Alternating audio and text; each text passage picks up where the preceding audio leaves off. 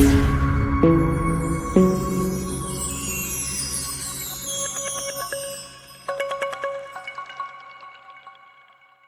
छोटे से पहाड़ी गांव में एक की बूढ़ा मोची रहता था। उसका नाम था हरिदास।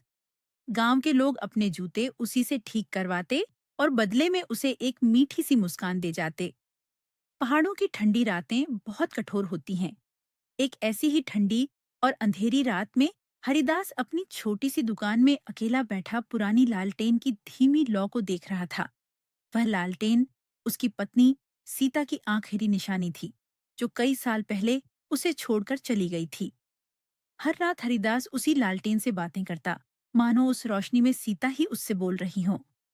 उस रात अचानक तेज हवा चलने लगी। लालटेन की लौ हिलने लगी और धीरे धीरे बुझने को हुई। हरिदास घबरा उठा। नहीं, यह मेरी आखिरी रोशनी है। वह तुरंत बाहर निकला, लेकिन पूरा बाजार बंद हो चुका था। सर्द हवा, गहरा अंधेरा और बूढ़े कदमों की धीमी चाल।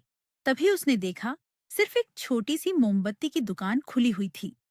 अंदर एक छोटा लड़का बैठा था, लगभग 10-11 साल का।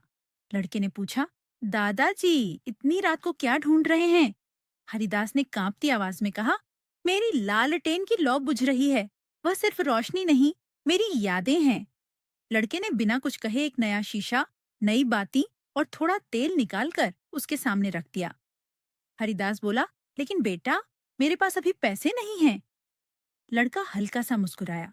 दादाजी, रोशनी का सौदा पैसों से नहीं होता। अगर किसी के दिल में अंधेरा हो जाए तो उससे बड़ी कोई गरीबी नहीं। फिर वह बोला, चलिए दादाजी, आपकी लालटेन को फिर से जला देते हैं। दोनों मिलकर लालटेन ठीक करने लगे।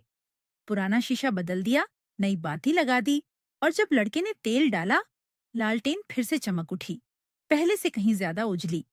हरिदास की आंखों में आंसू आ गए। बेटा, तुम्हारा धन्यवाद कैसे करूं? लड़के ने मुस्कुराते हुए कहा, दादाजी, आज मैंने सीखा कि रोशनी हम देते नहीं, वह वापस लौट कर आती है। हरिदास लालटेन को देखने लगा, जैसे उस रोशनी में फिर से सीता की आवाज सुनाई दी हो। मैं यही हूं। उस रात लालटेन की चमक पूरी घाटी में फैल गई और पूरे गांव ने महसूस किया कि सिर्फ एक बूढ़े मोची की लालटेन ही नहीं, एक नई उम्मीद भी जग उठी थी।